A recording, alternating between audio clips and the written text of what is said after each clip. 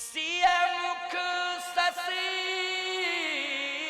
भय नयन चकोरा। तो बोलो राम जी जब सीता जी को देखे तो क्या हो गए? चकोरा। और सीता जी जब राम जी को देखी तो क्या हो गई? चकोरी। अब ईमानदारी से बताओ, सीता जी चकोरी, राम जी चकोरा, हो गया स्वयंवर कि नहीं हो गया? जल्दी बोलो, हो गया स्वयंवर। अब स्वयंवर में किसी भी प्रकार का संदेह नहीं है।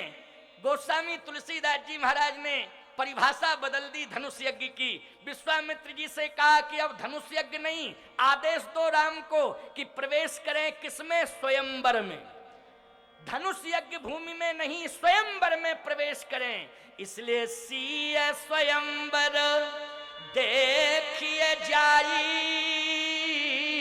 ओ इसका है धोते बड़ाई। हे राम भद्र जी अब स्वयंवर में प्रवेश करो।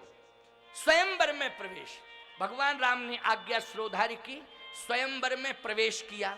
अच्छा, स्वयंवर की भूमि पर जैसे ही प्रवेश किया, वो रंग भूमि थी, रंग भूमि। जनकपुर में कौन सी भूमि थी जिस पर विवाह होना था? रंग भूमि। अब उसमें हजारों की संख्या में कुर्सियां पड़ी, हजारों की संख्या में कुर्सियां पड़ी, क्योंकि हजारों राजा आए थे कि नहीं आए थे? बोलो भाई। हजारों की संख्या में बैठने की व्यवस्था महाराज श्री जनक की। जैसे ये सुंदर पांडाल बनाया गया, ये सुंदर मंडप बनाया गया, प्रवचन मंडप, जिसमें हजारों श्रद्धालु बैठे हुए हैं। आप सबको नीचे बैठने के लिए व्यवस्थित किया गया, क्योंकि कथा सुनने की यही मर्यादा है। जो मजबूर हैं, घुटने उठने फोल्ड नहीं होते, जिनके किसी प्रकार की परेशानी है, वो चेयर पर बैठ जाते हैं, तो एक परिस्थिति है वो, लेकिन परंपरा यही।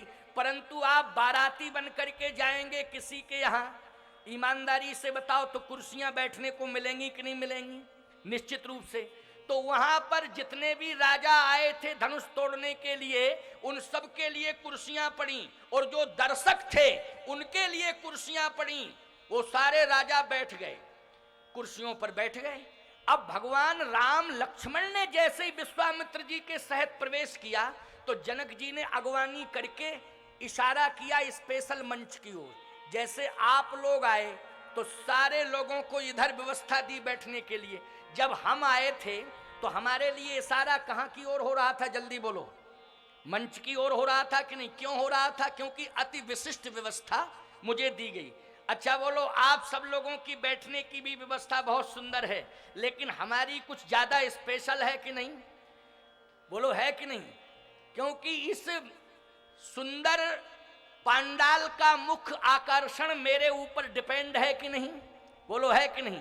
आज एक ही व्यक्ति में व्यास के रूप में हूं, वक्ता के रूप में हूं, जगत गुरु रामानंदाचार्य पद पर प्रतिष्ठित हूं, लेकिन ईमानदारी से बताओ, आज हजारों लोगों को वाणी से प्रभावित करके मंत्र मुग्ध कर रहा हूं कि नहीं कर रहा हूं? मन की एकाग्रता बनाए हुए हूं कि नहीं? यहाँ कोई पुलिस व्यवस्था नहीं बना रही है, यहाँ किसी भी प्रकार का अनुशासन कोई प्रशासन नहीं दे रहा है। यहाँ जो भी अनुशासन दे रहा है जगत गुरु का वक्तव्य दे रहा है, मेरी वाणी दे रही है, संत की वाणी दे रही है, जहाँ हजारों लोग अनुशासित होकर के बैठे हुए हैं। भगवान श्री राम के बैठने के लिए महाराज श्री जनक ने इशारा किया, और जैसे इशारा किया तो सब मंचन ते मंच एक, सब मंचन ते मंच एक। मंच बहुत बने थे, लेकिन मंचन ते मंच एक, सुंदर बिसद विशाल, ओ मुनि समेत तहि बंधु दो, बैठा रे महिपाल।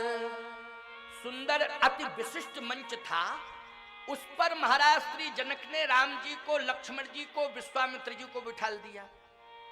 अच्छा, क्यों बिठाला राम लक्ष्मण को अति विशिष्ट मंच पर? तुलसीदास जी बोले, राम लखन दो बंधु बर, दो बंधु बर, ये दोनों बर हैं, इसलिए इनको विशेष आसन पर बिठाला। अरे बोले, ये राजा लोग इतने बैठे हैं, ये बर नहीं है। तुलसीदास जी बोले, बर केवल दो ही हैं, राम लखन दो बंधु बर, बाकी ये जितने राजा हैं सब गोबर। ये किसी काम के नहीं है, मूर्ख हैं, मूर्ख हैं। ये जितने भी राजा बैठे हैं, तुलसीदास जी से पूछा कि महाराज आप इनको गोबर क्यों कह रहे, अस्तित्वहीन। तुलसीदास जी बोले तुम बगल में आके बैठ गए हो। हमने कहा कोई बात है क्या, ये हमारे बगल में आके बैठ गया, वहां बैठा था लेकिन यहाँ बैठ गया, तो मैंने कहा कोई बात तो नहीं है, जरा पूछ लूं। लेकिन महात्मा है, चलो कोई बात नहीं, एक महात्मा है, इसलिए महात्मा की बात ठीक ही होती है, अनुशासित होती है। और महात्मा बैठ जाए बगल में तो मर्यादा भी होती है, इसलिए कोई दिक्कत नहीं। और कोई बैठ जाता तो गड़बड़ होता। तो मैं चर्चा कर रहा था, अच्छा कुछ तो ये हेल्प के लिए बैठे हुए हैं, इसको ये लगा कि सिंहासन इधर उधर ना हो जाए, तो ये सिंहासन के संभालने के लिए बैठ गया। अरे सुन, ये राजनीतिक पार्टियों के सिंहासन कभी ना कभी अलग थलग हो सकते हैं, लेकिन महात्माओं का सिंहासन कभी अलग थलग नहीं हो सकता है। महात्माओं का सिंहासन तो हमेशा अमर होता है, इनको कोई हिला डुला नहीं सकता है। याद रखना, सावधानी से सुनना, क्योंकि राजनेता जनता का प्रतिनिधित्व स्वीकार करता है, राजनेता जनता का प्रतिनिधित्व स्वीकार करता है, लेकिन महात्मा परमात्मा का प्रतिनिधित्व स्वीकार करता है। इसलिए साधु का सिंहासन अचल होता है, देखने में लगता है कि हिल रहा है, डुल रहा है नहीं, लेकिन सिंहासन अचल होता है साधु का, क्योंकि परमात्मा का प्रतिनिधित्व करता है, इसलिए उसके सिंहासन को स्वयं परमात्मा संभालता है। तो आज सब मंचन ते मंचिक सुंदर विशद विशाल, मुनि समेत तहे बंधु दो बैठा रे मही पाल। आज जैसे ही बिठाला तो एक राजा बोला क्यों, एक बात समझ में नहीं आ रही है कि स्पेशल कुर्सियां कैसी पड़ी हैं, हम लोगों के लिए अलग और ये 3 कुर्सियां अलग, ये बात समझ में नहीं आ रही है। दूसरा बोला कुर्सियों उर्सियों से क्या लेना देना, अपन तो धनुष तोड़े और जयमाल डलवावे और ले चले, कुर्सियों से क्या लेना देना, पड़ी रहें कुर्सियां अलग, कुर्सियों से कोई मतलब नहीं है। यहां तो धनुष से मतलब है, कुर्सी से मतलब नहीं है, धनुष तोड़ना है। तुलसीदास जी से पूछा कि आपने इनको अस्तित्वहीन गोबर का मतलब, अस्तित्वहीन गोबर कौन सा गोबर, वैसे गोबर यज्ञशाला में लीपा जा रहा है तो गोबर लीपा जा रहा है, बोलो लीपा जा रहा है कि नहीं।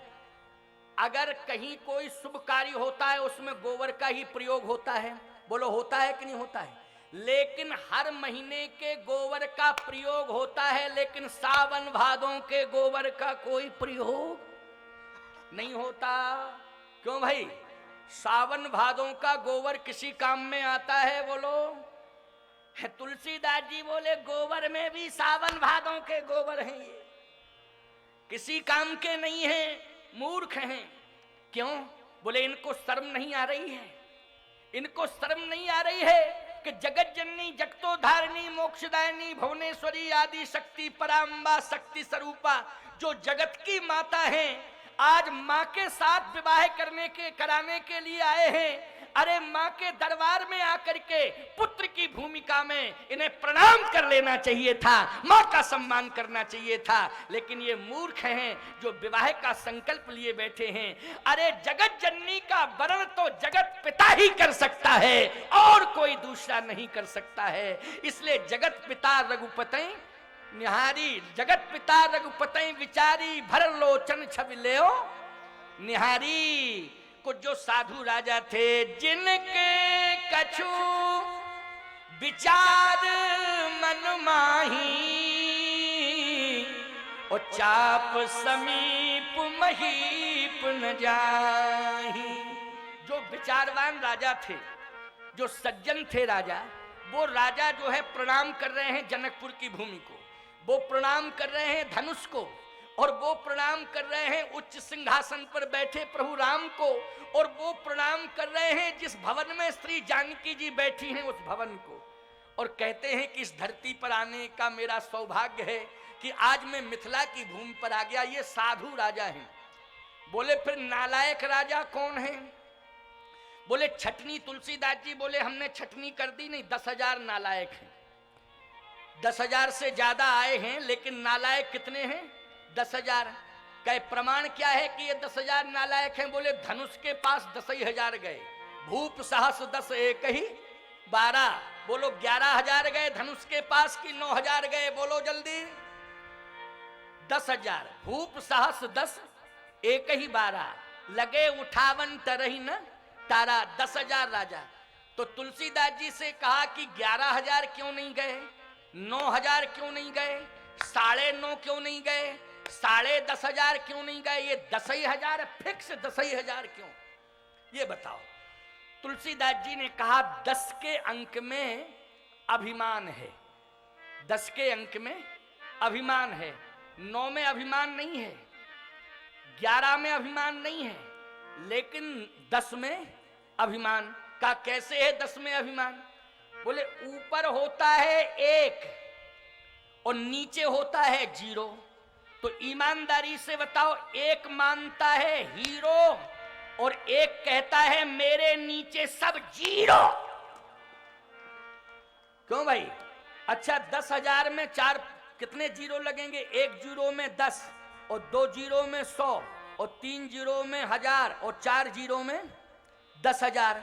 ईमानदारी से बताओ, ये जो 1 ऊपर है वो इन सबको नीचे 0 मानता है कि नहीं मानता है? बोलो, अपने को हीरो मानता है 1 कि नहीं? सीधी सी बात यह है, जो अपने को समाज में हीरो माने और 4 लोगों को 0 समझे, समझ लेना उससे बड़ा अहंकारी दुनिया में कोई दूसरा नहीं है। ये अहंकारी की पहचान है। और कहीं एक ये समझ ले कि 4 अगर तुम मिलके हमारा सहयोग नहीं करते तो हम हीरो नहीं बन पाते, इसलिए तुम 4 ने मिलकर के मुझे हीरो बना दिया, ऐसा एक नहीं कहता है। बोलो, एक यही कहता है कि तुम सब 0, मैं हूं हीरो, मेरे समान कोई हीरो है ही नहीं, मैं ही हीरो हूं, अपने को हीरो मानता। तो तुलसीदास जी ने कहा ये सब अभिमानी बैठे हुए हैं, इनके अभिमान की परीक्षा हो रही है और इनका अभिमान सब मिट्टी में मिलने वाला है। देखो कैसे मिट्टी में मिलने वाला है। आज की कथा बड़ी प्रेरणादायी कथा है, तुम सबको बहुत बड़ी प्रेरणा मिलने वाली है।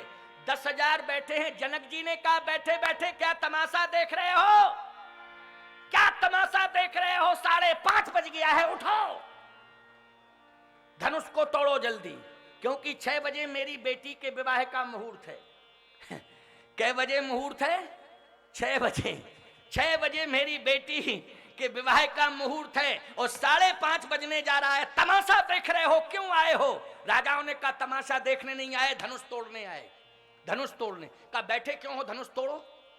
तो सभी उठने लगे। तो राजाओं ने आपस में कहा देखो एक एक करके जाओ, एक एक करके जाओ, सब क्यों उठ रहे हो? तो एक गया, पसीना निकल गया, लौटा। दूसरा हंसते हुए जा रहा है, जिससे नहीं टूटा वो रोते हुए आ रहा है। तो दोनों का मिलन जब बीच में हो जाता है तो दोनों एक दूसरे की कामना नहीं कर रहे हैं, मंगल कामना नहीं कर रहे हैं। जिससे धनुष नहीं टूटा है वो जाने वाले राजा की मंगल कामना नहीं कर रहा कि हमसे नहीं टूटा है तो इससे टूट जाना। जिससे नहीं टूटा है वो जाने वाले राजा के लिए कहता है धनुष अगर हमसे नहीं टूटे तो इससे भी मत टूटना, हमारी यही प्रार्थना है, इससे भी मत टूटना। बोलो आज मानव के अंदर यही भावना है कि नहीं? अगर हमारा काम बिगड़ गया तो पड़ोसी का बनना नहीं चाहिए, इसका भी बिगड़ना चाहिए। बोलो ये अभिमानियों की पहचान है, ये मूर्खों की पहचान है, ये नासमझ लोगों की सोच है प्यारे। इसलिए आज इस प्रसंग से प्रेरणा ले लो कि जनकपुर में शक्ति परीक्षण हो रहा है, सबकी बुद्धि का परीक्षण हो रहा है, सबके व्यक्तित्व का परीक्षण हो रहा है, और इस व्यक्तित्व में कौन खरा उतरता है आज के प्रसंग से यही देखने समझने को मिलेगा। जनक जी ने कहा चाहे विलंब मत करो, आप लोग जल्दी जल्दी जाओ, अपना शक्ति परीक्षण करो और धनुष टूटेगा हम क्लियर विवाह कर देंगे। जब तक धनुष नहीं टूटेगा तब तक हम विवाह नहीं कर पाएंगे अपनी बेटी का, क्योंकि धनुष टूटेगा और जो तोड़ेगा उसी के साथ मैं अपनी बेटी का विवाह कर दूंगा। क्रमशः सारे राजा गए, हिला तक नहीं, पसीना निकल आया। इतने में रावण आ गया बाणासुर को लेके। अब राजाओं ने देखा कि रावण आ गया बाणासुर लेकर के। राजाओं ने कहा कन्फर्म है अब तो रावण से ही धनुष टूटेगा, क्योंकि इससे बड़ा बलवान दुनिया में कोई दूसरा नहीं है। लेकिन याद रखना ये मूर्ख है राजा, ये क्या जाने। तुलसीदास जी जैसे संत देख रहे हैं और कहने लगे, रावण तू हाथ मत लगाना, तू सीता का वरण नहीं कर पाएगा, क्योंकि सीता का वरण सीता राम का ही वर्ण करेंगी दुनिया में, और दूसरा किसी का नहीं। सीता राम का वर्ण करने के लिए आई हैं, और रावण सीता तेरा मरण करने के लिए आई हैं। राम का वर्ण होगा सीता के द्वारा और रावण का मरण होगा, इसलिए तू धनुष छूने की कोशिश मत करना। रावण ने कहा, नहीं नहीं, मैं बलवान हूं, मैं तो धनुष को तोड़ूंगा, मैं धनुष को तोड़ूंगा। जैसे ही धनुष की ओर देखा तो भगवान शंकर बैठे थे, तीसरा नेत्र खोले कि नालायक, अगर तूने छुआ तो अभी भस्म कर दूंगा। रावण बोला, बाणासुर से चलो चलो जल्दी चलें, वापस चलें। बाणासुर बोला, क्यों मूड ऑफ हो गया क्या, क्या बात है, क्यों वापस चलें? कहे इसलिए कि हम मरने नहीं आए, हम विवाह कराने आए थे, मरने के लिए नहीं आए। और हम देख रहे हैं कि पूरा का पूरा हाई करंट, जरा सा छुए वो मरे। अच्छा बोलो, शंकर जी के तीसरे नेत्र में अग्नि है कि नहीं? अग्नि में पावर होता है कि नहीं होता है? अग्नि में करंट होता है कि नहीं होता है? अगर रावण छू देता धनुष को तो भगवान शंकर का तीसरा नेत्र जला करके भस्मीभूत कर देता कि नहीं कर देता? जैसे ही रावण ने देखा, कहा नहीं नहीं नहीं, छूना नहीं है। बाणासुर इसी में अपनी खैर है कि वापस चलें। गोस्वामी जी ने लिखा, रावण बाण अरे छुआ नहीं चापा, ओ हारे सकल भूप करी दापा। जितने भी राजा थे सब हार गए एक एक करके। रावण बाणासुर चला गया। जनक जी ने कहा कि वह सावधान, अब मैं समझ गया कि वीर विहीन मही में जानी। पहले मैं जानता था कि वीर भोग्या वसुंधरा, लेकिन आज मैं समझ गया कि वीर विहीन मही में जानी। पृथ्वी पर वीर नहीं, कायर रहते हैं। अगर कोई बलवान होता तो धनुष को तोड़ देता। राजाओं ने कहा, रुको रुको, अभी हम लोग फुटकर गए, अब महागठबंधन बना के जाएंगे। अभी फुटकर में हमारी हार हुई है, अब हम महागठबंधन बना के जाएंगे और धनुष को चकनाचूर कर देंगे। ये महागठबंधन समझ रहे हो? अरे मूर्खो, देश के विकास में क्यों बाधक बन रहे हो? क्या बाधक बन रहे हो देश के विकास में? जरा देश का विकास होने दो। उदारवादी दृष्टिकोण अपनाओ, संकीर्ण विचारधारा की कोई आवश्यकता नहीं है, उदारवादी बन जाओ। अब समय आ गया है कि देश का विकास होना चाहिए, और समय आ गया है अयोध्या में भव्य राम मंदिर का निर्माण होना चाहिए। इसी में अपने देश का गौरव सुरक्षित रहेगा। बाधा बनने की आवश्यकता नहीं है, बाधा उत्पन्न करने की आवश्यकता नहीं है। थोड़ा उदारवादी बनकर के सामने आओ।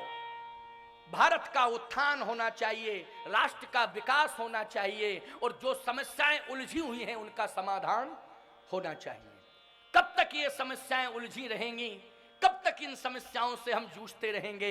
समय आ चुका है, नजदीक समय आ गया है कि अब समस्याओं से हमें मुक्ति पानी है। इसके लिए मैं आह्वान करता हूं कि सारे के सारे लोग एकजुट होकर के भव्य राम मंदिर का समर्थन करें और देश के विकास का समर्थन करते हुए देश का उत्थान करें। ये मैं आह्वान कर रहा हूं इस मंच से। आइए, जनकपुर की समस्या का समाधान कैसे होने जा रहा है। अब जनकपुर की समस्या का समाधान हम 25 मिनट के अंदर चाहते हैं। और कैसे 25 मिनट के अंदर चाहते हैं, बड़े प्रेम से सुनिएगा। जनक जी ने कहा, जाइए आप लोग। राजा बोले, कहां जाएं? कहता जाऊं आस निज निज ग्रह जाहू, निज निज ग्रह जाहू। अपने अपने घर जाओ। तो ये मूर्ख राजा थे, इन्होंने ये सोचा कि निज निज ग्रह का मतलब है, समझना जरा, निज निज ग्रह का मतलब है हमारी तरफ देखना, इधर उधर नहीं। इधर उधर मन लगाओगे, कोई आ रहा है कोई जा रहा है, अरे आते जाते रहते हैं लोग, ये तो विशाल समुदाय है, प्रवचन पंडाल तो पूरा पैक है। अब लोग आते हैं, उन्हें पीछे आते हैं, जगह नहीं मिलती है तो खड़े खड़े चले जाते हैं। क्या करोगे, पहले आ जावे तो जगह मिल जावे। अब पंडाल कितना बढ़ाएं, वैसे तो बढ़ता रहेगा, चिंता की कोई बात नहीं है, लेकिन बेचारों को जगह नहीं मिलती है तो खड़े कब तक रहें, है ना। और फिर अभी कैसे, अभी से खड़ा होने में कोई लाभ ही नहीं है, अभी तो रखे 1.5 साल, क्यों है ना, अभी से खड़ा होके क्या करेंगे, इसलिए बेचारे पछता पछता के लौट जाते हैं, कहते हैं कि अभी तो बहुत समय पड़ा हुआ है। अरे राम कथा में खड़ा नहीं रहना है, राम कथा में तो बैठना है, बैठने की जरूरत है, राम कथा तो बैठ के, लेकिन कोई बात नहीं है, दूर दूर लोग थोड़ा सा वहां पर बिछायत की व्यवस्था नहीं है इसलिए खड़े हैं, तो कोई बात नहीं, उनको खड़ा रहने दो। मेरा आशीर्वाद है, भगवान तुम्हें कल बैठने के लिए व्यवस्था दे देगा, चिंता मत करो, कल बैठने की व्यवस्था देगा, बिल्कुल चिंता मत करो, घबराने की जरूरत नहीं है। यहाँ पर्याप्त व्यवस्था है, यहाँ तो कुंभ लगा हुआ है, यहाँ पर तो बहुत लंबी व्यवस्था की गई है, बराबर व्यवस्थाएं, माताओं की संख्या देखो कितनी बढ़ गई उधर, और पुरुषों की भी कितनी संख्या बढ़ती जा रही है, सबकी व्यवस्था बैठने की होती जा रही है, भगवान की कृपा। और पवन देवता ने भी कृपा कर दी कि नहीं कर दी, जल्दी बोलो। मैंने आपको पहले ही बता दिया था कि पवन देवता स्वागत करने आए हैं, बेग के साथ आए हैं, है ना, ये उनका हर्ष है, लेकिन तुम लोग घबराने लगे थे। बोलो किसी भी प्रकार का कोई संतुलन बिगड़ा, आराम से आए, वो आराम से बैठ गए शांति से, और अप्रत्यक्ष रूप से हनुमान जी कथा सुन रहे हैं, समझ लेना, और सबकी हरकतों को देख रहे हैं कि कौन क्या कर रहा है नहीं, इसलिए वो अप्रत्यक्ष रूप से हनुमान जी बैठे हैं, और इसका अनुभव मैं कर रहा हूं, क्योंकि मैं बोल रहा हूं तो इसका अनुभव मैं कर रहा हूं, आप लोग भी अनुभव कर लेंगे, चिंता मत करो। बस अनुशासित ढंग से एकदम मन को एकाग्र करके हमारी बात को सुने, समझने की कोशिश करें। तो जनक जी ने कहा कि जाइए आप लोग, धनुष नहीं तोड़ पाए, राजाओं ने कहा रुको रुको, अभी हम लोग महागठबंधन बना के जाएंगे। तो जनक जी ने कहा सफल हो जाओगे, कहा बिल्कुल सफल होंगे, क्यों नहीं होंगे। जनक जी ने कहा अच्छा जाओ, परीक्षण कर लो, अपना परीक्षण कर लो, कोई कमी न रह जावे तुम्हारे शक्ति परीक्षण में, जाओ। तो 10,000 राजा बोलो एक साथ गए कि नहीं गए, गए एक साथ। प्रमाण दे रहा हूं मैं अपनी तरफ से, कोई बात ऐसी नहीं कह रहा हूं कि मनमुखीपन से कह रहा हूं। भूप सहस 10 एक ही 12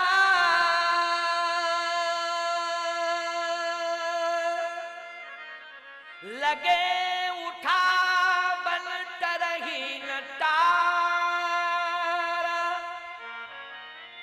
10,000 राजा एक साथ लग गए। आप कहोगे महाराज 10,000 बहुत होते हैं, धनुष कितना लंबा चौड़ा था, आप इस तरह की बात कर रहे हैं कि बात समझ में तो आवे, क्या 10,000 एक साथ लग गए, 10,000 तो लंबा कितना था धनुष। देखो धनुष में घटने और बढ़ने की क्षमता थी, घटने की और बढ़ने की। प्रमाण क्या है, राम जी जब पहुंचे तो छोटा हो गया, राजा पहुंचे तो बढ़ गया, दाहिन दियो पिनाक तो समिट के भयो मनाक, तुलसीदास जी लिख रहे हैं समिट के। तो जो समिट सकता है वो बढ़ सकता है कि नहीं बढ़ सकता, बोलो।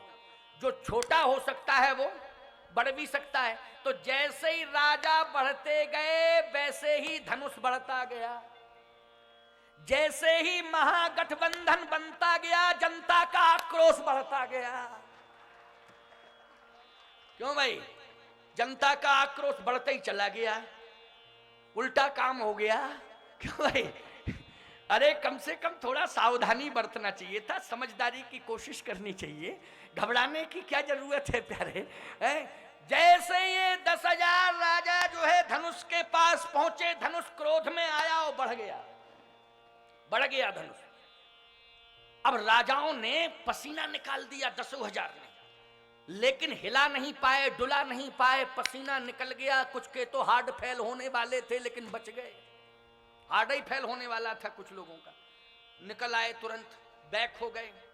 सब सिर हिला के मन मार के फिर वापस आए। जनक जी बोले तजहु आस निज निज ग्रह जाहु, आशा छोड़ दो, जाओ निज निज ग्रह। तो राजाओं ने कहा मतलब कल भी प्रोग्राम होगा, कल भी होगा ना प्रोग्राम। और निज निज ग्रह का मतलब जनक जी ये बताओ, क्या आपने रेस्ट हाउस, गेस्ट हाउस, किसमें हम लोगों की व्यवस्था की है? तो हम लोगों के जो रूम नंबर होंगे कि अमुक देश के राजा का अमुक रूम नंबर है, तो किस गेस्ट हाउस में है, किस रेस्ट हाउस में है, आप बताएं तो हम वहीं जाएं। जनक जी बोले ना रेस्ट हाउस ना गेस्ट हाउस, बिस्तर बंद बांध के सीधा रेलवे स्टेशन जाओ, भागो यहां से। क्या जरूरत थी तुम्हारी फालतू आने की, शक्ति परीक्षण करने की? और यदि आए थे तो चुपचाप मर्यादित शांति से बैठते, लेकिन शक्ति का प्रदर्शन किया। शर्म नहीं आई तुमको? हमारी बेटी एक और तोड़ने वाले 10,000। मान लो तुम 10,000 तोड़ देते तो मेरी बेटी का क्या होता? बोलो राम जन्मभूमि से बड़ी समस्या सीता जी के विवाह की हो जाती कि नहीं हो जाती? बोलो हो जाती कि नहीं हो जाती? जन्मभूमि की समस्या का तो समाधान भी हो जाता, लेकिन विवाह का क्या समाधान होता? 10,000 तोड़ने वाले और सीता जी एक अकेली, बोलो वो तोड़ने वाले 10,000। जनक जी ने कहा तुम मूर्ख हो, कैसे समाधान होता? विवाह एक ही के साथ होता, लेकिन तोड़ने वाले 10,000। कंफर्म कैसे होता कि किसकी शक्ति से टूटा? क्योंकि फुटकर फुटकर अपनी अपनी शक्ति आजमा चुके, और 10,000 मिलके तोड़ते, मान लो टूट जाता, वो तो धनुष टूटा नहीं, कृपा हुई, हमारे ऊपर कृपा हुई भगवान की। राजाओं ने कहा तुम समझे ही नहीं, अगर टूट जाता तो समाधान हम लोग कर लेते। जनक जी बोले कैसे करते? तो ये मूर्ख राजा बोले जब धनुष टूट जाता तो हम 10,000 आपस में निकालते तलवारें और युद्ध करते, जब सब मर जाते एक आध जिंदा बचता, कोई नहीं, बाद में जो जिंदा बचता उसी के साथ विवाह हो जाता। बोलो है मूर्ख के नहीं है? बोलो बोलो है मूर्ख के नहीं है?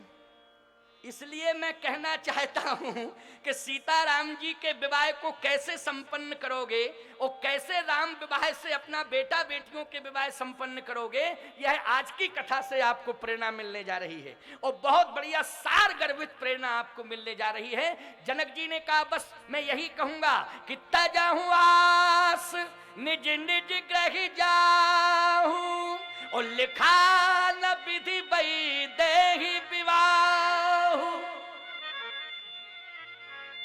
राजाओं ने कहा जब विधाता ने तुम्हारी बेटी का विवाह है भाग्य में नहीं लिखा, तो फिर रो क्यों रहे हो? हम लोगों को दोषी क्यों ठहरा रहे हो? जनक जी ने कहा लिखा न विधि। राजाओं ने कहा जब ब्रह्मा ने लिखा नहीं है तो फिर रो क्यों रहे हो? क्यों हमें दोषी ठहरा रहे हो? जनक जी ने कहा ब्रह्मा से पूछो, हमसे बात मत करो। राजाओं ने ब्रह्मा से बात की, क्यों ब्रह्मा? वैदेही का विवाह तुमने भाग्य में नहीं लिखा। ब्रह्मा बोले तुम्हारे भाग्य में नहीं लिखा, भाग्य में लिखा है तो जहीं बिरंज रच सीए समारी तह श्यामल बर रचऊ बिचारी। मैंने प्रभु श्री राम के भाग्य में लिखा है। किसके भाग्य में लिखा है? तहीं श्यामल बर रचऊ बिचारी। मैंने लिखा है विवाह, क्यों नहीं लिखा है? लेकिन तुम लोगों के मुकद्दर में नहीं लिखा।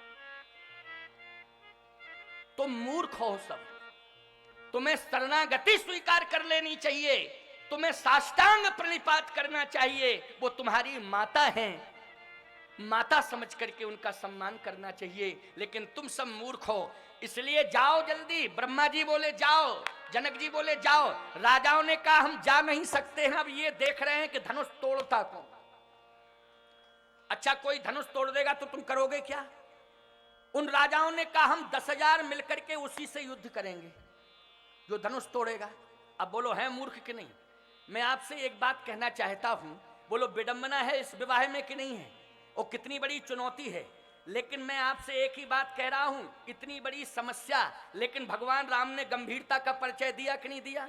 बड़ी की भूमिका में और पिता की भूमिका में जनक जी ने गंभीरता का परिचय दिया कि नहीं दिया? बोलो। और जनकपुर वासी चूंकि कन्या पक्ष के निवासी हैं, उन लोगों ने भी गंभीरता का परिचय दिया कि नहीं दिया?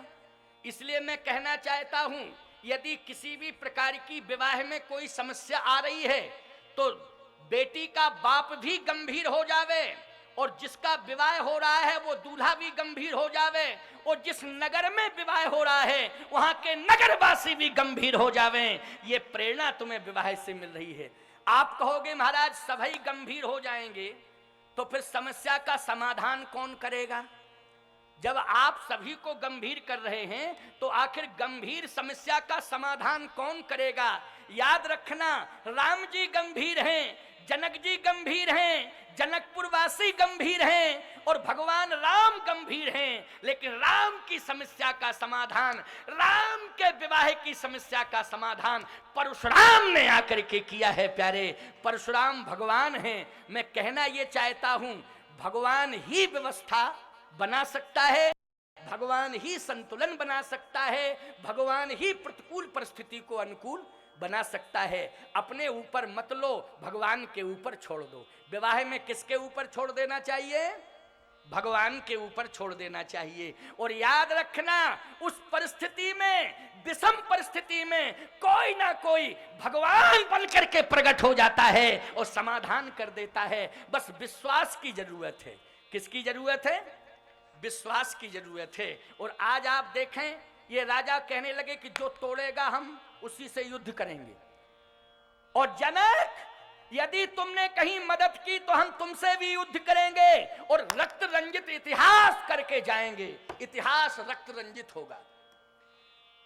पूरे संसार में जहां जहां भी सनातन धर्मी रहते हैं, अपना बेटा बेटियों का विवाह सीताराम जी के विवाह की पद्धति से संपन्न करते कि नहीं करते? बोलो। और यदि सीताराम जी के विवाह की ऐसी स्थिति हो जाती, रक्त रंजित इतिहास होता, संघर्ष होता, तो बोलो किंतु परंतु लग जाता कि नहीं लग जाता? और किसी ना किसी प्रकार से एक प्रश्न चिन्ह लग जाता कि नहीं लग जाता? लेकिन प्यारे, आज आप देखें, सावधानी से सुनना, जनक की भूमिका का निर्वाह करना, जो भी कन्या पक्ष के लोग बैठे हों वो जनक की तरह गंभीर बन जाएं, और जो वर पक्ष के लोग बैठे हों अथवा जो नौजवान विवाह की भूमिका में बैठे हों, वो श्री राम जी की परंपरा को स्वीकार करते हुए आज की कथा से प्रेरणा प्राप्त कर लें, बहुत बड़ा संबल मिलेगा। और जो माँ की भूमिका में बैठी हैं वो सुनैना जी की गंभीरता से शिक्षा ले लें, सुनैना जी की प्रेरणा ले लें। आज के प्रसंग से कितना बढ़िया संतुलन बनेगा। मात्र 15 मिनट की चर्चा, 15 मिनट में देखो संतुलन कितना बढ़िया बनता है। अब जनक जी महाराज रो रहे हैं। जैसे ही जनक जी की आंखों में आंसू थे, वीर विहीन मही में जानी, वीर विहीन हो गई पृथ्वी। मैं जानता था इस पृथ्वी पर वीर रहते हैं, वीर भोग्या वसुंधरा, लेकिन जनक तू भ्रम में था, पृथ्वी वीर विहीन हो गई। वीर विहीन मही में जानी, अब जन कौ माखे भटमानी। उसी समय जैसे वीर विहीन कहा तो लक्ष्मण जी के कान में आवाज पहुंची। समझना जरा, लक्ष्मण जी के कान में जैसे ही आवाज पहुंची, जनक जी ने कहा, अब जन को माखे भटमानी, ओ वीर विहीन मही में जानी। वीर विहीन, पृथ्वी वीरों से विहीन है। उसी समय माखे लखन कुटिल भई भोए, रदपत फरकत नैन रिसोहे। लक्ष्मण जी की आंखें लाल हो गई, ओंठ फड़कने लगे, शरीर कांपने लगा। अच्छा भाई, क्रोध आ गया कि नहीं आंखों में? ओंठ फड़कना, आंखें लाल होना, शरीर कपना, बोलो क्रोध है कि नहीं? लक्ष्मण जी कांपने लगे, क्रोध आ गया। लेकिन क्रोध आ गया लेकिन संतुलन नहीं बिगाड़ा। प्रमाण क्या है कि संतुलन नहीं बिगाड़ा? ओंठ फड़फड़ा रहे हैं, आंखें लाल हैं, ओंठ फड़फड़ा रहे हैं, शरीर कांप रहा है, लेकिन लक्ष्मण जी बोल नहीं रहे हैं। क्यों नहीं बोल रहे? मर्यादा है। क्या बोलना नहीं जानते हैं? देश के नौजवानों, लक्ष्मण के जीवन चरित्र से शिक्षा लो। क्या लक्ष्मण बोलना नहीं जानते हैं? लक्ष्मण बोलना जानते हैं, लेकिन क्यों नहीं बोल रहे? मर्यादा है।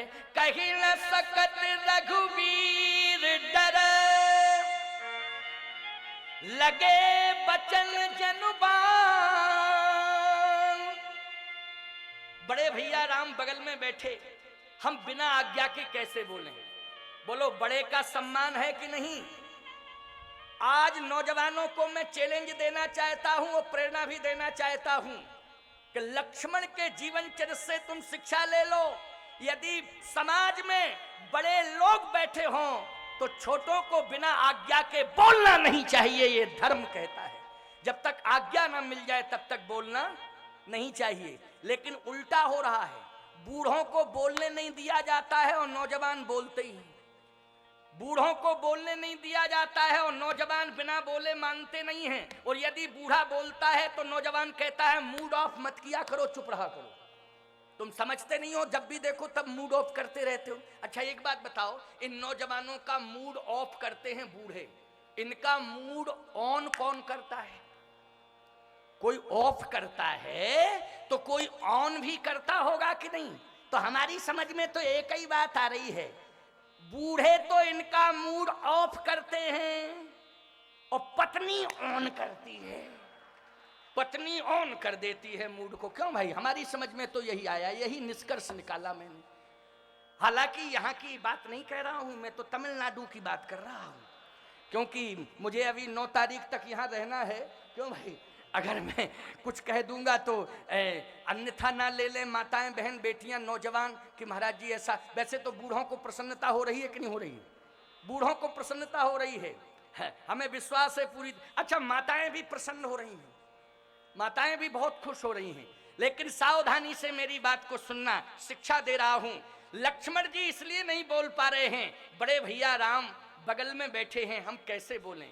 हम देश के नौजवानों से कहते हैं कि तुम बूढ़े माँ बाप के प्रति अनर्गल प्रलाप क्यों करते हो, अपने से बड़ों के लिए अनर्गल प्रलाप क्यों करते हो? तो नौजवान कहता है महाराज जी हमारा दोष नहीं है। फिर बोले हमारी जवानी का दोष है। ये हमारा दोष नहीं है महाराज जी, हमारी नौजवानी का दोष है। लेकिन देश के नौजवानों, यदि बूढ़े माँ बाप का अपमान करना, पड़ोसियों को गाली देना, अपने से बड़ों का अपमान करना, यदि इसी का नाम नौजवानी होता तो परमात्मा बचपन से बुढ़ापा दे देता, कभी किसी को नौजवान नहीं बनाता। नौजवानी का यह अर्थ नहीं है कि हम अपने से बड़ों का अपमान करें। नौजवानी का यही अर्थ है कि हम अनुशासित रहें। बोलो लक्ष्मण जी की नौजवानी अनुशासित है कि नहीं इस प्रसंग में? क्योंकि कहीं न सकत रघुवीर डर लगे बचन जनुबान, बोल नहीं पा रहे हैं। बड़े भैया बैठे हैं बगल में, इसलिए जब तक वो आज्ञा नहीं दे देंगे तब तक नहीं बोलेंगे। भगवान श्री राम भी कौतुकी हैं। भगवान राम ने धीरे से कहा लक्ष्मण 2 मिनट का मौका दे रहा हूं, क्योंकि ज्यादा समय नहीं है। 2 मिनट का मौका दे रहा हूं, अगर तेरा मन है बोलने का तो बोल ले। मन है तेरा? का सरकार आपकी आज्ञा मिल गई, मन है। अच्छा मन है तो बोल ले। अब लक्ष्मण जी खड़े हुए और एकदम बोलना, देखो नौजवान बोल रहा है क्या? रघुवंशन महा।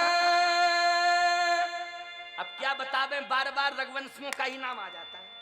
हमारी क्या गलती है बोलो? तुलसीदास जी से शिकायत करो, वहां एप्लीकेशन लगाओ, एक तुलसीदास जी के यहाँ एप्लीकेशन लगाओ कि ये बार बार रघुवंशी रघुवंशी रघुवंशी। जब अब हमारा क्या दोष है भाई? ये चौपाई में जब लिखा है तो मैं क्या करूं? बोलो भाई चौपाई का संकेत है, मैं तो नाम नहीं ले रहा था, लेकिन जबरदस्ती नाम आ ही गया चौपाई में। लक्ष्मण जी बोले तो क्या बोले? रघुवंशन महा, अरे जही को होई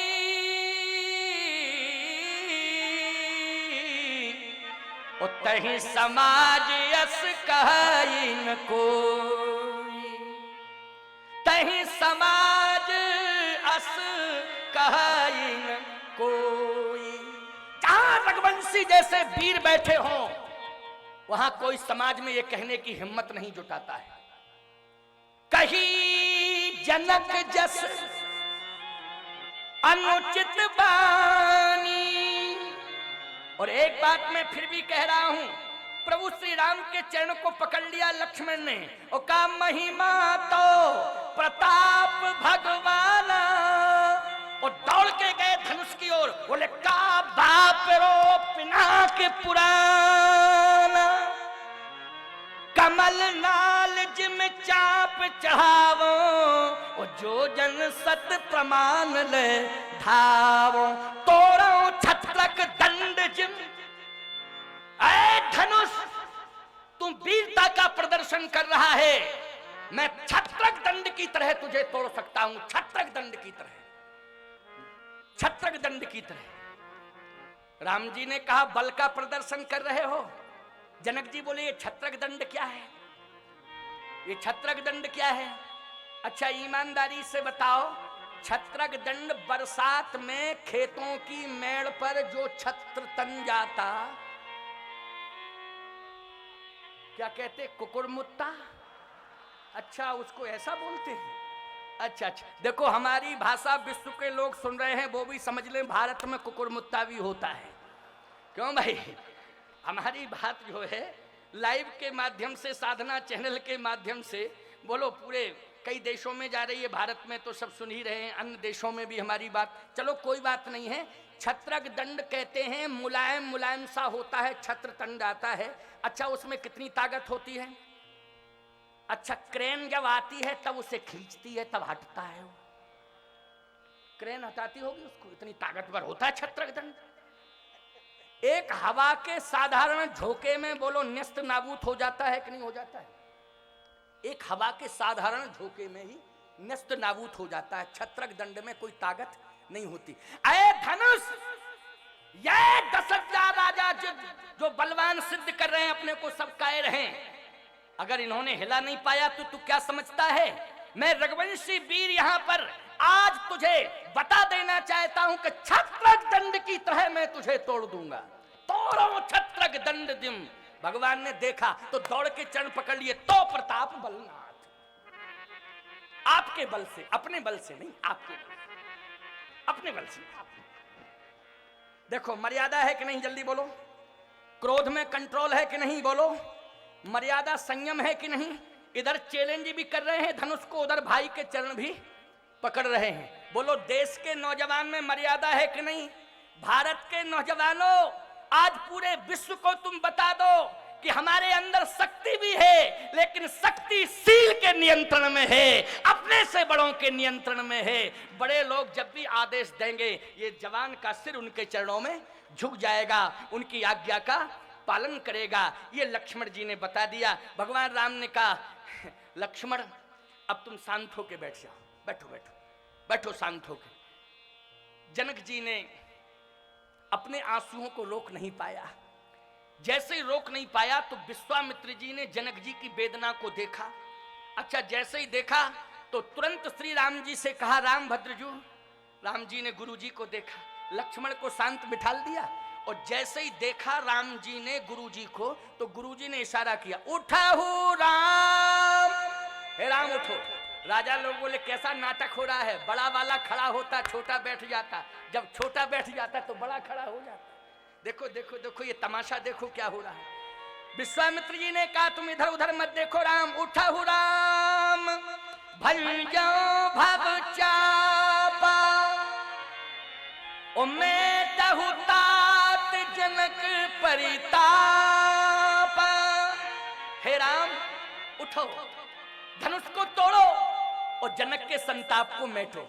अब विलंब मत करो, उठो, धनुष को तोड़ो, जनक के संताप को मेटो। अच्छा राम जी कैसे चले? देखो ये राजा लोग धनुष के पास चले थे तो सीना तान के चले थे, और राम जी कैसे चले? बोले कैसे चल रहे हैं? सही जहीं चले सकल जग स्वामी, मनहु मत बर कुंजर गामी। सही जहीं चले मनहु मत बर कुंजर गामी, मनहु मत बर कुंजर गामी। जैसे मतवाला हाथी, कैसे चल रहे हैं? मतवाले हाथी की तरह चल रहे हैं। आपने हाथी को देखा होगा और हाथी की चाल को भी देखा होगा। हाथी जब गांव में चलता है तो मस्ती में चलता है कि नहीं चलता? बोलो चलता है। भगवान राम ऐसे ही चल रहे हैं। जैसे जनकपुर वासियों ने राम जी को चलते देखा तो आरती सजा ली और आरती उतारने के लिए तैयार हो गए। आपके गांव में हाथी जब प्रवेश करता है तो गांव वाले भी आरती लेके आ जाते कि नहीं आ जाते? बोलो कि गणेश जी आए, हमारे गांव में गणेश भगवान आए हैं, तो आरती उतारने के लिए गांव के लोग तैयार हो जाते कि नहीं? ऐसे जनकपुर वासी आरती लेकर के तैयार हो गए। राम जी मतवाले हाथी की तरह चल रहे हैं। आरती गांव वाले उतारने को तैयार हैं। हाथी मस्ती में चल रहा है, लेकिन गांव के कुत्ते आरती में सम्मिलित होते के पीछे भौंकते हैं। जल्दी बोलो, कुत्ते गांव के पीछे जाके भौंकते हैं, हाथी के पीछे कि नहीं भौंकते? अच्छा, हाथी ने क्या बिगाड़ा इनका जो भौंक रहे हैं? है नालायक कि नहीं ये कुत्ते? बोलो भाई, जब हाथी कुछ ले दे नहीं रहा है, बोल नहीं रहा है, आराम से चल रहा है, तो इनको भौंकने की क्या जरूरत है?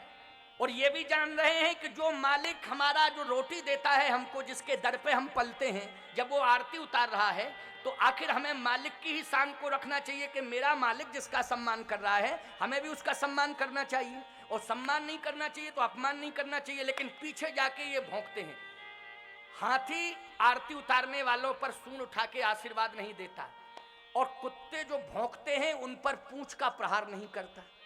अगर कुत्ते जो पीछे भौंक रहे, हाथी अगर पूंछ ही मार दे तो त्रयोदशी हो जाएगी कुत्तों की, कितनी हो जाएगी? बोलो, एक और बचेंगे? हाथी की पूंछ में कितनी ताकत है। लेकिन हाथी ना पूंछ उठाता है, ना हाथी सूंड हिलाता है, ना आरती उतारने वालों को आशीर्वाद देता है, ना अपमान करने वाले भौंकने वाले कुत्तों के ऊपर पूंछ का प्रहार करता है। वो तो मस्ती में चलता है, मस्ती में चलता है। अब आप विचार करना, विचार करना, बहुत अच्छी बात आपको हम बता रहे हैं, विचार करने की जरूरत है। हाँ, उधर बैठो बेटा, शांति से चलो।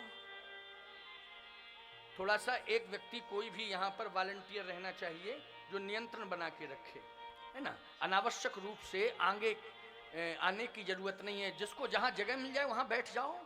आगे बैठने की क्या, आगे आओ तो आगे पाओ, और पीछे आओ तो पीछे जाओ, है ना। और फिर आगे आने की कोशिश मत किया करो। हाँ, तो सुनो जरा ध्यान से, बहुत बढ़िया बात बता रहा हूं। अब भगवान श्री राम मस्ती से चल रहे हैं, और जैसे मस्ती से प्रभु श्री राम पहुंचे, बोले गज चाल में, मर्यादा है ये, हाथी की गंभीर चाल होती है। जब राम जी अयोध्या में हैं, अवधपुरी में, तो पुरुष सिंह दो वीर, सिंह के समान वीर हैं। और मिथिला में है, जनकपुर में है, तो मनहु मतवर कुंजर गामी हाथी। हाथी और सिंह में अंतर होता है कि नहीं होता है? सिंह में दहाड़ होती है और हाथी में गंभीरता होती है, होती कि नहीं? सिंह तेज चलता है और हाथी मस्त गति से चलता है। सीधी सी बात है, अपने नगर में तुम चाहे जैसी चाल चलो, कोई बात नहीं, गांव के लोग हैं, बर्दाश्त कर लेंगे। क्यों भाई? हम तुम्हारा गांव है, तुम अपने गांव में तेज चल रहे हो, दौड़ रहे हो, दहाड़ रहे हो, तुम्हारा गांव है, गांव के लोग मर्यादा को देखते हुए बर्दाश्त कर लेंगे, कोई बात नहीं है। लेकिन याद रखो, जब दूसरे के नगर में प्रवेश करो तो सिंह बन के नहीं, हाथी की तरह गंभीर बन करके दूसरे के नगर में प्रवेश करना चाहिए, जिससे तुम्हारे नगर की, तुम्हारे गांव की, तुम्हारे खानदान की मर्यादा सुरक्षित रह सके। ये धर्म कहता है, ये प्रेरणा मिली है नौजवानों को। भगवान श्री राम ने यही किया कि जैसे ही धनुष के पास पहुंचे, और धनुष के पास पहुंचते हैं तो पहुंचते ही धनुष कैसा हो गया जानते हो? दाहिन दियो पिनाक तो समिट के भयो मनाक। धनुष छोटा हो गया, बिल्कुल छोटा। राजा बोले छोटा हो गया, छोटा हो गया, छोटा हो गया। देखो, दूसरा बोला छोटा हो जाने दो, टूटना नहीं चाहिए, छोटा हो जाए बढ़ जाए क्या दिक्कत की बात, टूटना नहीं चाहिए। ए धनुष टूटना नहीं, खबरदार, टूटना नहीं। अब धनुष तो मौन है। जैसे ही छोटा हुआ, भगवान राम ने कहा धनुष हम तुम्हें उठाने के लिए आए हैं। धनुष बोला प्रभु स्वागत है आपका, उठा लो, उठा लो, मैं आपके हाथों से उठूंगा तो मैं धन्य हो जाऊंगा। भगवान ने कहा लेकिन उठाऊंगा ही नहीं, तुझे खींचूंगा। कहे सरकार आपके हाथों में हूं, आप चाहे जो कुछ करें, और खींच के मैं तुझे तोड़ दूंगा। वैसे मैं किसी को अपने हाथों में ले लेता हूं तो तोड़ता नहीं हूं। क्यों भाई? भगवान जिसको हाथों में ले लें तो तोड़ते हैं, उसे हृदय से लगाते हैं, हृदय से लगाते हैं। लेकिन मैं उठाऊंगा और तुझे खींचूंगा और तुझे तोड़ूंगा। लेकिन एक वचन दे रहा हूं कि मैं तुझे अब तोड़ूंगा तो बैकुंठ भेज दूंगा। बैकुंठ में तुम रहोगे, बैकुंठ वास तुम्हें मिलेगा, तुम सदा बैकुंठ में रहोगे, आवागमन के बंधन से मुक्त हो जाओगे, तुम्हें मुक्ति मिल जाएगी। धनुष बोला सरकार वैसे तो हम बोलना नहीं चाहते थे, लेकिन अब मैं बोलना मेरी मजबूरी है, अब मैं बोलना चाहता हूं, मुझे क्षमा करना। आप बैकुंठ में भेज देंगे, मुझे मुक्ति मिल जाएगी और मैं आवागमन के बंधन से मुक्त हो जाऊंगा। लेकिन सरकार मैं बैकुंठ नहीं जाना चाहता हूं, मुझे मुक्ति नहीं चाहिए। भगवान बोले मुक्ति सबको चाहिए, तुम्हें मुक्ति क्यों नहीं चाहिए? आहा, धनुष कहता है सरकार बैकुंठ में मुक्ति का वास है और जनकपुर में भक्ति का वास है, हमें मुक्ति नहीं चाहिए, हमें तो जनकपुर की भक्ति चाहिए। इसलिए तोड़ करके आप जनकपुर की भूमि पर डाल देना, क्योंकि यहाँ सदा भक्ति का वास रहता है। भगवान ने कहा तो 2 भागों में कर दूंगा तो तुम्हें गिलानी पैदा नहीं होगी। धनुष बोला प्रसन्नता महसूस होगी। कहा क्यों प्रसन्नता महसूस होगी? इसलिए सरकार कि अभी मैं अकेला था तो एकमात्र जानकी जी के श्री चरण कमल में मेरा समर्पण था, लेकिन जब से आपके चरण पधारे तब से मुझे यही लग रहा था कि काश में 2 भागों में होता तो एक भाग मां जानकी के चरण में होता और दूसरा भाग प्रभु श्री राम के चरण में होता। इसलिए 2 भागों से मुझे प्रसन्नता होगी। एक भाग तो मां मैथिली के चरण में रहेगा और दूसरा भाग प्रभु श्री राम आपके चरण में रहेगा। इसलिए आप जल्दी करो, तुरंत ही 2 भागों में कर दो। भगवान ने कहा तुम संतुष्ट हो? कहा बिल्कुल संतुष्ट हैं, आप तो तुरंत ही तोड़ो और जयमाला कार्यक्रम कराओ। गोस्वामी जी कहते हैं लेत चढ़ावत खेचत गाढ़े ओ काहू न लखा देख सब ठाणे तही छन राम मथ धनु तोड़ा ओ भरे भुवन धुन घोर कठोरा। भगवान ने 2 खंड कर दिए धनुष को। बोलिए राजा रामचंद्र भगवान की।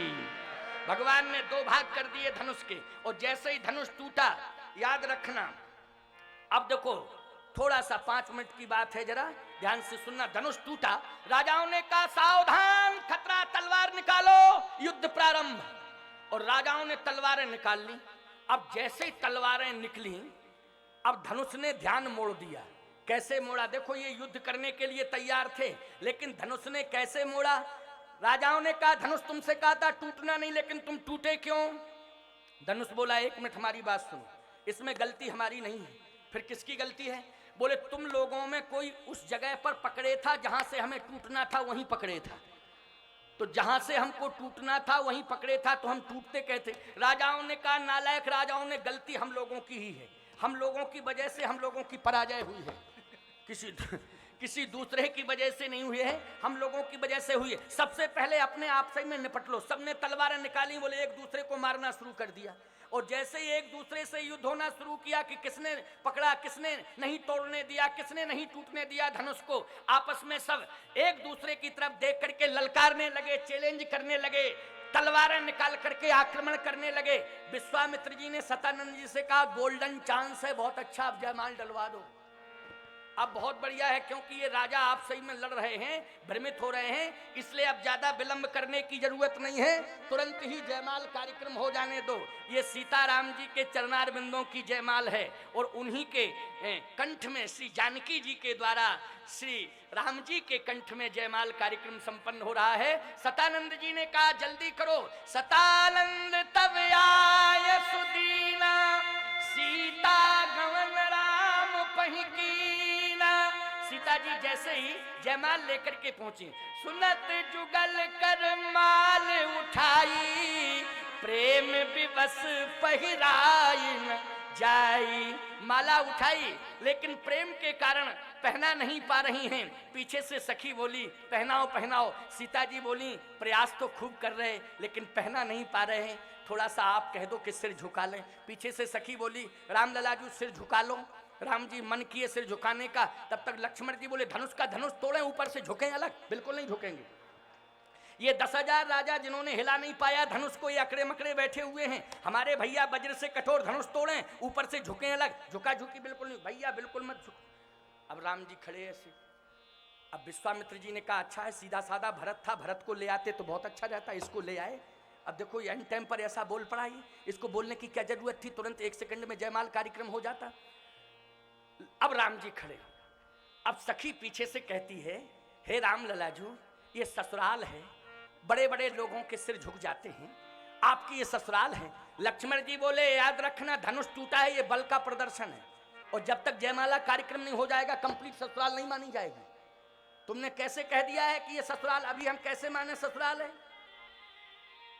तब तक तीसरी सखी बोली ऐसा है छोटे ठाकुर लक्ष्मण कुमार, आप समझ नहीं रहे हैं, व्यवस्था के अंतर्गत झुकवाया जा रहा है, अपमान के तहत नहीं। ये व्यवस्था, किशोरी जी छोटी हैं, रामलला जी बड़े हैं, तो रामलला सरकार बड़े हैं, किशोरी जी छोटी हैं, इसलिए थोड़ा सा सिर झुका लेंगे, रिस्पॉन्स मिल जाएगा और जयमाल कार्यक्रम तुरंत हो जाएगा।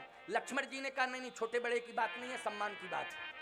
हाँ, सम्मान की बात है, छोटे बड़े की बात नहीं है। हम झुका झुकी बिल्कुल, भैया आप जानो, आपका काम जाने, अगर विवाह आपका कंप्लीट यहीं होना है तो आप जानो, नहीं विवाह के लिए हजारों लोग आएंगे, कोई दिक्कत की बात नहीं है।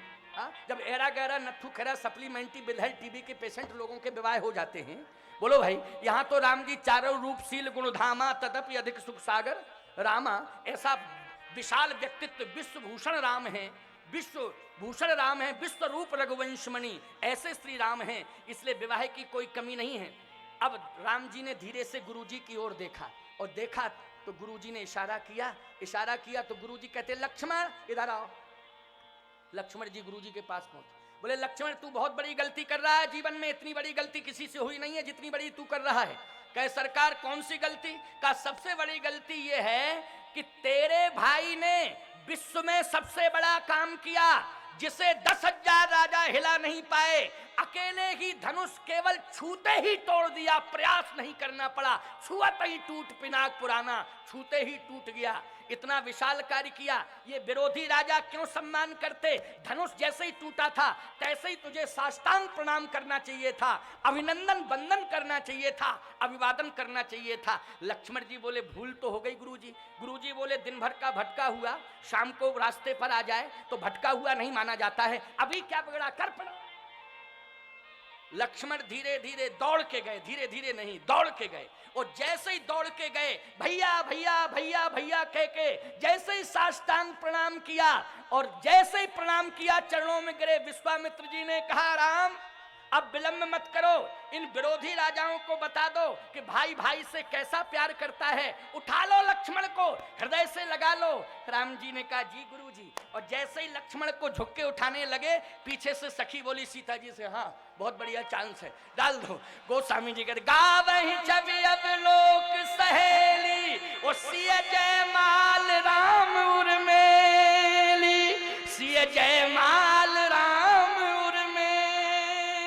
सीता जी ने राम जी के गले में जयमाल डाल दी। याद रखना आज ये जयमाल कार्यक्रम संपन्न हुआ, थोड़ा विलंब जरूर हो गया, लेकिन जयमाल कार्यक्रम नहीं होता तो प्रसंग में अधूरापन रहता। इसलिए लाइव भले ही 6 बजे तक चलता हो, लेकिन हमारा प्रवचन लाइव नहीं लाइव चलता है, लंबा चलता है। इसलिए आपने सुना। अब आरती का प्रोग्राम, आज सीताराम जी के विवाह की आरती है। इस विवाह की आरती का आनंद आप विशेष रूप से लें, आए 2 बार कीर्तन कर लें, कीर्तन करने के बाद में फिर आरती की तैयारी कर दी जाए। तब तक कीर्तन बड़े प्रेम से।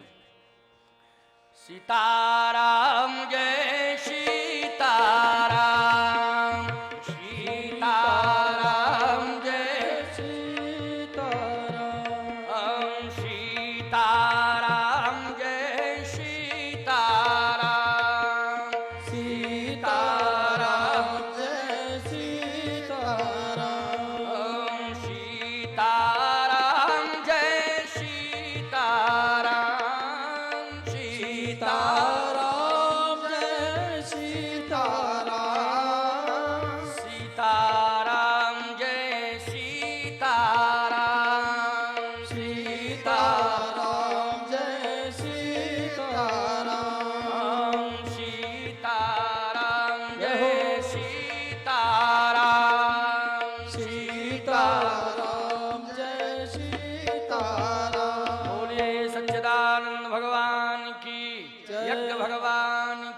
जय हर हर महादेव, जय जय सीताराम। मैं ससम्मान आमंत्रित कर रहा हूं यज्ञ के मुख्य यजमान श्री अजय सिंह जी रघुवंशी दादा पूर्व संसदीय सचिव को की वैसा परिवार आरती के लिए मंच पर पधारे हैं। साथ ही हमारे यज्ञ के हमारे समिति के अन्य सदस्य श्री वीर सिंह जी रघुवंशी जी पूर्व विधि मंत्री, श्री हरि सिंह जी रघुवंशी पूर्व विधायक, श्री प्रहलाद सिंह जी रघुवंशी पूर्व जनपद अध्यक्ष, श्री नरेंद्र सिंह जी रघुवंशी मंडी अध्यक्ष। साथ ही हमारे बीच में उपस्थित हैं डॉक्टर श्री मेहताब सिंह जी यादव जी जिला का अध्यक्ष कांग्रेस पार्टी, वह भी पधारे मंच पर आरती के लिए। डॉक्टर राजेश रघुवंशी जी नागौर, श्री भगवत सिंह जी रघुवंशी चितौरा, श्री उदय पटेल जी बख्तरा, श्री भगवान सिंह जी भावसार, श्री कांति भाई जी शाह, श्री विरज किशोर जी स्वाने, श्री रमेश जी माहेश्वरी जी, डॉक्टर हरि सिंह जी रघुवंशी विदिशा, श्री रघुराज सिंह जी पटेल छिंदवाड़ा, श्री रामेश्वर सिंह जी कुहिया, श्री वेद सिंह जी जामुन टोला और श्री लेखन सिंह जी नांदना सभी आरती के लिए मंच पर पधारने का कष्ट करें। साथ ही मैं आमंत्रित कर रहा हूं श्री भगवत सिंह जी रघुवंशी चितौरा, जिन्होंने कि आज के भंडारे के लिए 51,000 रुपये आज प्रदान किए हैं, और श्री कांति भाई जी शाह, श्री ब्रज किशोर जी स्वाने, श्री रमेश जी महेश्वरी जी रामायण मंडल ट्रस्ट बासोदा से, जिन्होंने 51,000 रुपये आज के भंडारे के लिए प्रदान किए हैं। हम उन्हीं का हार्दिक स्वागत करते हैं, अभिनंदन करते हैं। साथ ही 1,01,000 रुपया भंडारा के लिए जो यज्ञ में समस्त राजा रानियां बैठे हैं उनकी ओर से भी एकत्रित कर आज प्रदान किए गए, हम उनका भी हार्दिक स्वागत अभिनंदन करते हैं। 11,000 रुपया श्री भगत सिंह जी रघुवंशी जी सर्रवाय वालों की ओर से प्रदान किए गए हैं, उनका भी हार्दिक स्वागत है। 21,000 रुपया श्री राजकुमार जी रघुवंशी लाला जी सूरज श्री गार्डन बासोदा वालों की ओर से भी कल के फलाहार के लिए, और 21,000 रुपया श्री राजा राम जी श्री मान सिंह जी रघुवंशी बगरौदा वालों की ओर से कल के फलाहार के लिए प्रदान किए गए हैं। कल एकादशी का दिन है और फलाहार की मात्रा को देखते हुए 2 यजमानों ने कल के लिए ये राशि प्रदान की है, हम उनका भी हार्दिक स्वागत अभिनंदन करते हैं और सभी के लिए ससम्मान सादर मंच पर आरती के लिए आमंत्रित करते हैं। बोलिए राघवेंद्र सरकार की जय। हरि ओम चंद्रमा मनसो जात शिक्षो सूर्यो अजायतो सूत्राद्वायुश्च प्राणश्च मुखार्दग्निरजायतो। आरती दुल्हा दुल्हन की, अधरना सा की लटकन की। आरती दुल्हा दुल्हन की, अधरना सा लटकन की। आरती दुल्हा दुल्हन की, अधरना सा की लटकन की। आरती दुल्हा दुल्हन की, अधरना सा लटकन की। धन्य श्री मिथिला के वासी, धन्य श्री मिथिला के वासी, धन्य श्री मिथिला के वासी। धन्य श्री मिथिला के वासी। छवि सब निर्गत सुख राशि, छवि निर्गत सुख दासी।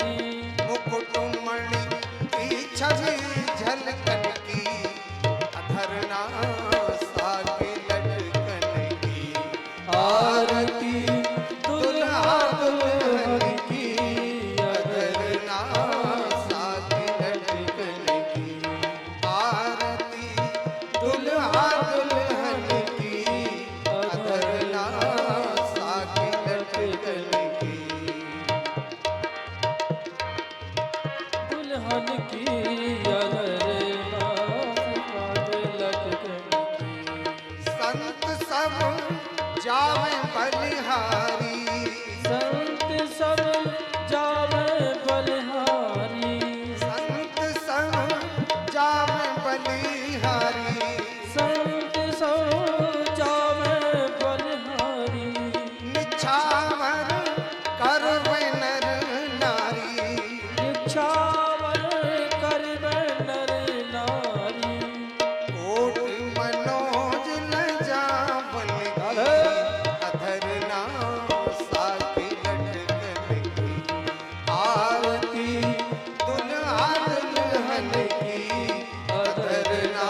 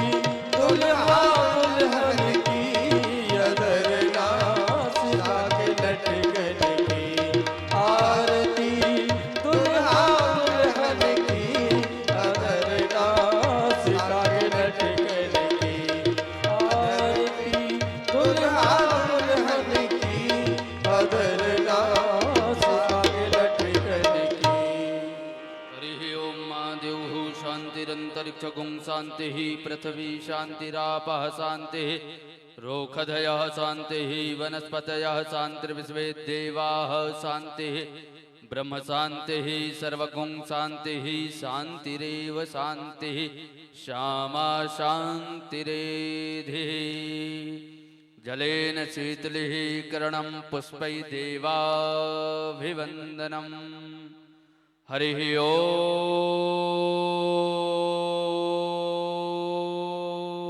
ओम् जगनेन जगमयजन्त देवास्थानि धर्माणि प्रथमान्यासन्नाते हनाकम् महिमानः सजन्त्र यत्र पूर्वे साध्याः सन्ति देवाः हरिः ओम् एकदन्ताय विद्महे वक्रतुण्डाय धीमहि तन्नो दन्तिः प्रचोदयात् हरिः ओम् कौसल्या